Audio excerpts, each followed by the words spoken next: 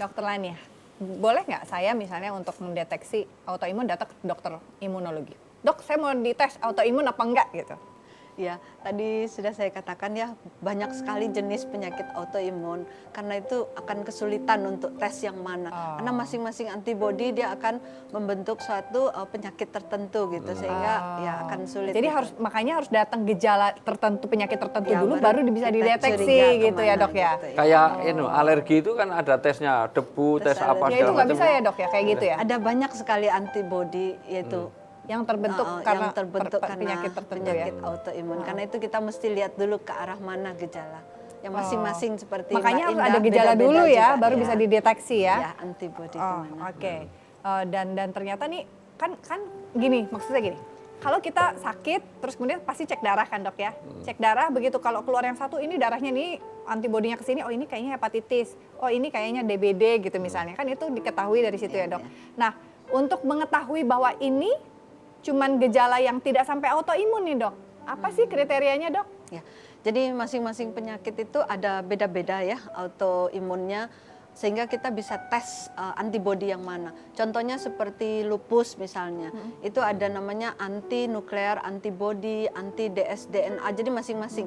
Kalau seperti Mbak Indah ada namanya anti SSA gitu. Masing-masing penyakit punya antibodinya sendiri. Jadi kita bisa tes namanya nanti, gitu ya. Nah, maksud saya ini disebut sebagai suatu hal yang harus diwaspadai lebih jauh gitu kan, kayak hari ini adik saya dideteksi dia terkena hepatitis A gitu. Nah, itu kan hanya sampai hepatitis A, sampai nggak disebut sebagai autoimun gitu, Dok. Nah, untuk dideteksi sampai disebutkan sebagai sebuah autoimun, antibodi yang keluar kan pasti yang terkait dengan hepatitis A gitu.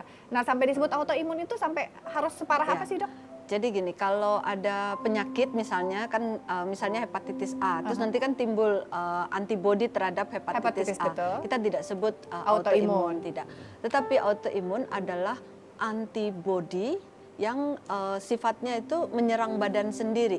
Kalau autoimun tadi hepatitis A, antibodi hepatitis A, dia akan terbentuk di badan untuk melawan hepatitis A. Nah, justru ini adalah antibodi badan sendiri yang menyerang dirinya sendiri. Berarti kan itu bisa ketahuan bahwa ini menyerang atau malah memproteksi itu gimana nih, Dok? Ya. Secara lab, secara bahasa kerennya nih, Dok. Jadi ada masing-masing antibodi. Tiap antibodi punya fungsinya berbeda-beda, sehingga kita bisa tes antibodi bisa tahu ini yang nyerang apa enggak. Yang ini yang akan menyerang badan. Oh, jadi kita bisa tahu tuh lewat lab mana yang protektif, mana yang atraktif.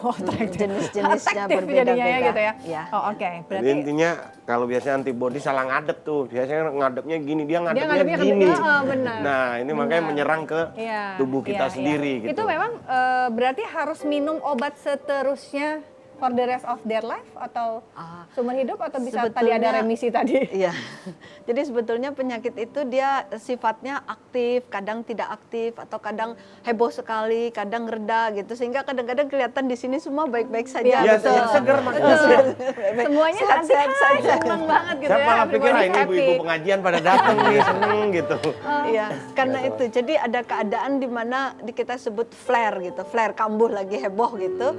Nah, kadang tenang gitu. Jadi pada saat kambuh itu, nah obat di situ obat-obatnya mungkin harus dinaikkan gitu. Pada saat sudah tenang obat bisa diturunkan. Kalau bisa menjaga terkontrol baik untuk jangka waktu panjang, obatnya pelan-pelan bisa diturunkan bahkan sampai bisa berhenti gitu. Jadi ya kadang mungkin ada penyakit yang bandel gitu. Jadi akhirnya mungkin butuh obat untuk jangka waktu lebih lama gitu. Oke. Wi, pada akhirnya seperti tadi yang Wi bilang ya, bahwa hati kita itu memang harus sehat ya Wi ya.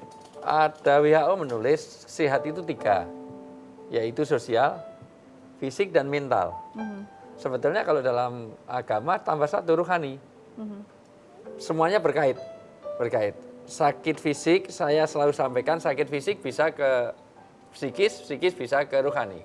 Ketika orang sakit nggak sembuh-sembuh, maka dia menjadi putus asa. Lah putus asa itu sudah penyakit mental, psikis. Kalau udah putus asa, mulai menyalahkan Tuhan. Oh ini gimana sih, saya kok nggak adil, saya udah baik-baik kok malah koruptor itu kok malah sehat segar bugar. Lah itu sudah menyalahkan Tuhan, itu sudah mulai penyakit rohani. Maka empatnya harus dijaga. Penyakit fisik maka diolahragakan, fisik itu diusahakan. Makanannya sehat. Terutama di usia 40 tahun ke atas. Pola makan yang NBI ya, saya sebut NBI, nikmati, batasi, imbangi. NBI. nikmati semuanya tapi batasi. Boleh makan udang itu, tapi ya jangan 3 piring sudah itu semuanya. Cukup itu. Artinya nikmati, batasi, imbangi. Ya. Kemudian sosial itu juga berpengaruh. Mohon maaf, orang yang silaturahim akan diluaskan rezekinya, dijaga apa. Orang yang karena silaturahim itu juga ada fisiknya, ada psikisnya. Orang begini senyum saja itu pengaruhnya luar biasa kepada adrenalin. Sama Kenapa? supaya komunitas ini berkumpul Iya, gitu, berkumpul itu bersilaturahmi luar ya. biasa. Karena betul-betul kumpul itu ya Abdullah ma'al jamaah dengan adanya saling komunitas. Saya salut dengan komunitas seperti ini, itu membantu, nggak tahu mungkin membantu Betul, ya. tingkat penyembuhan dan tingkat survive-nya juga. Pokoknya yang bersama itu indah. Gigi itu kalau satu jelek banget loh. Jangan ngomong yang bersama indah gitu dong. Iya, maksud Nggak saya bersama juga kadang-kadang indah kok. indah ya, ada indah soalnya di sini. Ada Mbak Indah itu. Dan juga berikutnya adalah ruhani. Ruhani itu karena setiap obat setiap penyakit ada obatnya. Obatnya. Kalau dia cocok, setuju. Maka jangan putus asa. Ya. Itu. Kemudian ada 3 kekuatan yang harus dijalankan bagi siapapun yang sakit. Terutama yang autoimun, terutama tolong 1 kekuatan ilmiah, cari ahlinya. Ahlinya jangan ke dukun, mohon maaf. Karena sering sekali kalau ada apa-apa terus ke dukun. Dukun boleh tapi dukun pijit ya. Jangan dukun yang itu semuanya. Karena sering orang itu, jangan menggeneralisir, ahli betul. Jangan setiap sakit pasti masuk angin. Dulu ada obat tertentu itu segala hal. Dan anehnya sekarang itu ada pengobatan alternatif yang segalanya. Dengan obat ini bisa mencari Menyembuhkan sendiri. segala penyakit. Iya, hipertensi ya pakai obat ini, kurang darah rendah ya Kak. Jadi dia mencari sendiri itu.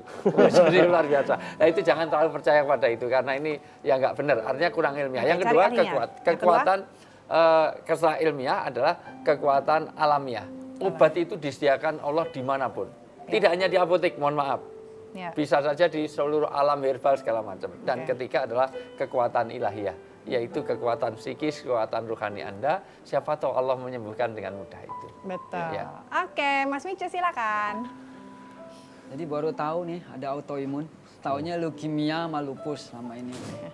Baru tahu dan Baru tahu dan mungkin juga mengidap juga nggak paham. Belum, bisa Jangan juga. sampai Ustaz. ya. Belum, Iya. belum. jadi kekebalan, menggorogoti kekebalan tubuh ya. Nah ada juga ini secara fisik ya. Ada juga yang secara hati ya. Mungkin jadi hati itu perlu kekebalan juga. Seperti gambar saya ini ya. Mana? Lihat. Wah. Weh. Saya kebal terhadap suap, tapi 2 detik kemudian, wow ya. Iya dia kebalnya bukan dolar.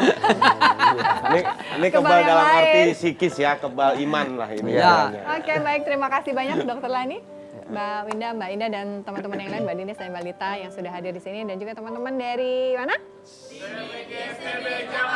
Oke, terima kasih sudah hadir. Semoga apa yang kami sampaikan bisa menginspirasi dan membuka wawasan kita untuk lebih memilih hidup sehat dan menjaga kehidupan kita dan keluarga kita. Semoga selamat, aman, dunia akhirat. Amin, insya Allah. Terima kasih, sampai jumpa. Assalamualaikum warahmatullahi wabarakatuh. Waalaikumsalam warahmatullahi wabarakatuh.